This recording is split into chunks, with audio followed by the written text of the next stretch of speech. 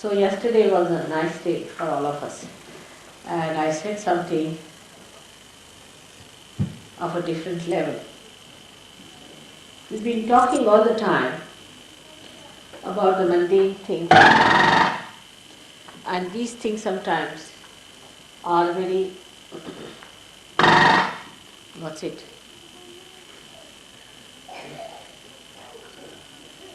It's all right. Are of so much importance, we think. But when I talked to you yesterday, I hope you all realized that we have to now jump into another realm of a subtler understanding of Sahaja. First we were worried about our families, our children, our households, then our marriages. One after another, all these questions came up. And we were concerned about all these things, little things. Then we also got concerned about the ashrams which we were running, the problems of the ashram, what we have been doing, how we have been facing the problems, how people are creating problems. That's how our humanity started acquiring a subtler understanding. And then we also realized that we are blessed by God, that there's something great that is always looking after us, some higher force, some special attention is there about us. This is what we realized.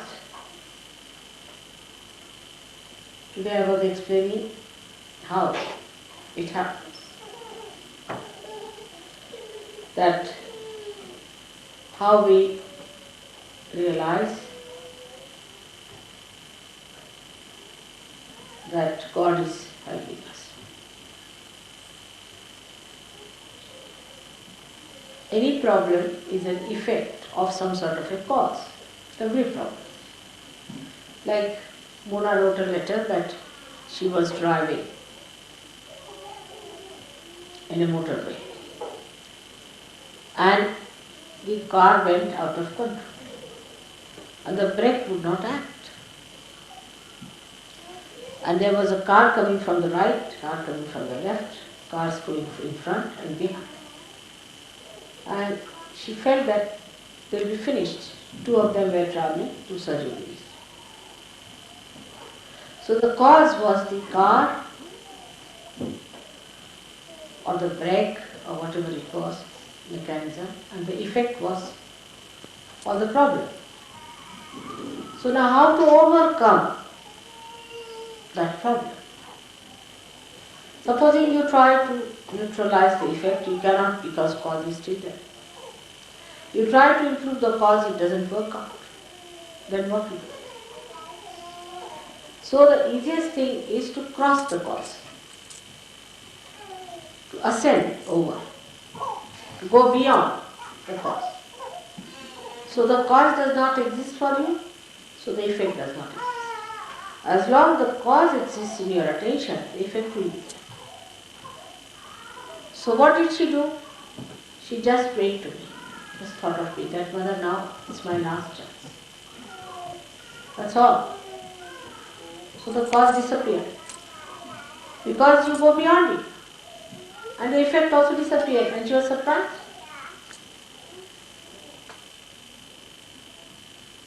So you must ascend away from the cause.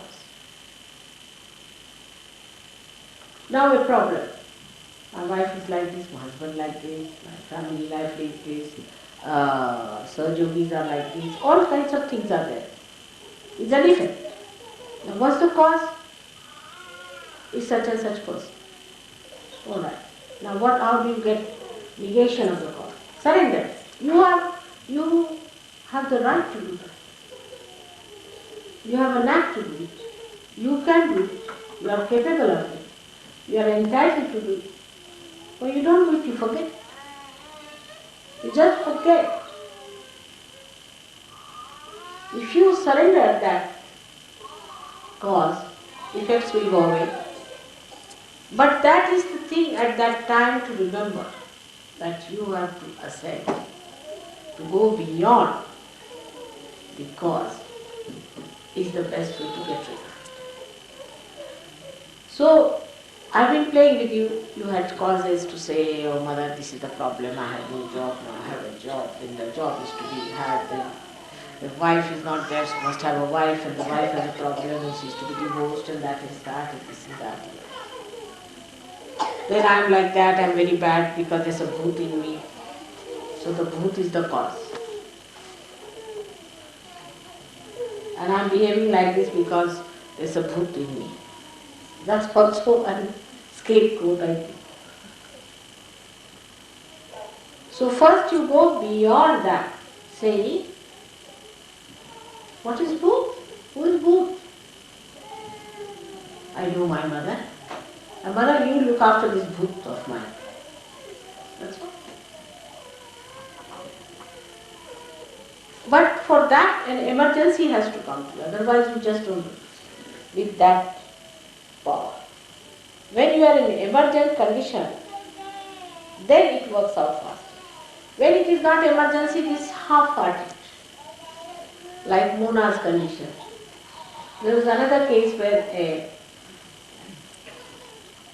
journalist was travelling from, I think Lonavala or something, and his brakes broke down, and he was with another journalist. So both of them were coming. This another journalist told me. The another one was Sahaja. So he found his brakes are not working, and he found his car is going. In front there is a big truck coming up and another truck coming from behind. And there was no way for him to turn or to get out of it, and his brakes were on. That was the emergency. Such an emergency that developed into his mind that, oh God, now the last moment has come. Now I'm finished.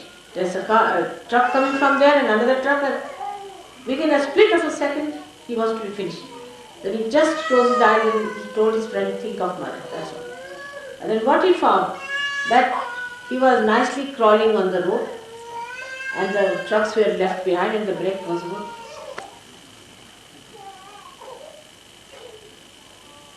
But that emergency has to come. Human beings are such that unless and until they are put into tight corners, they never do that. Once they are in a tight corner, then they do it. That is the reason why people try to take ascetic life. Because if you are an ascetic, then you are in a tight corner. They go to Gobi desert to create that emergency within you. So then you think of God. You get attached. But that's too late to go to Gobi desert. They create problems for them to get into tight corners so that they can get out of it.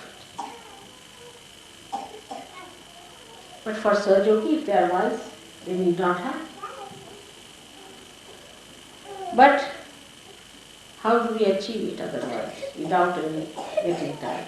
Only way is meditation.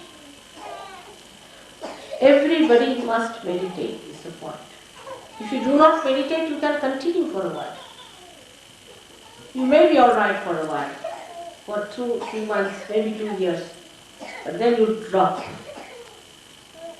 Many people think, oh, what's the need to meditate? You see, it's alright.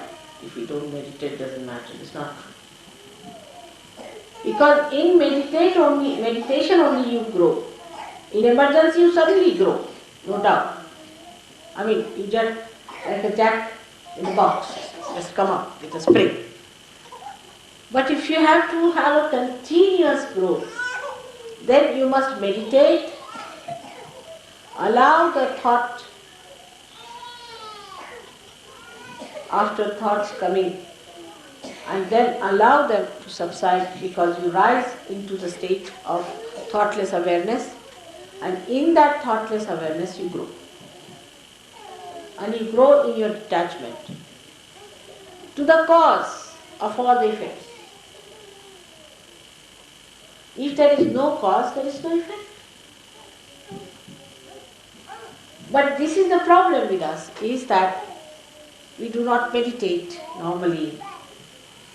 Only when it comes to absolute last point, now you have to fall in the well, then we think of it. Maybe at that moment you are helped, but you don't grow. Growth can only come if you meditate. That is one very important part, is complete help to people who meditate. Otherwise, in the normal life, how do we grow? If we have no oxygen, we cannot grow. We have to have sufficient oxygen, we have to have sufficient food, we have to have all these things. But in spirituality, you grow through meditation. There is no way out. Those who think they can grow are bumptious. Actually bumptious people. Because they can talk a lot about Sahaja. I have seen people who talk too much about Sahaja. They can give big lectures, this, that, but have no vibrations at all. They can't do any work for Sahaja. They are not collective, they have no sense to be collective. All kinds of problems. But the growth is to be achieved through meditation. That is one part.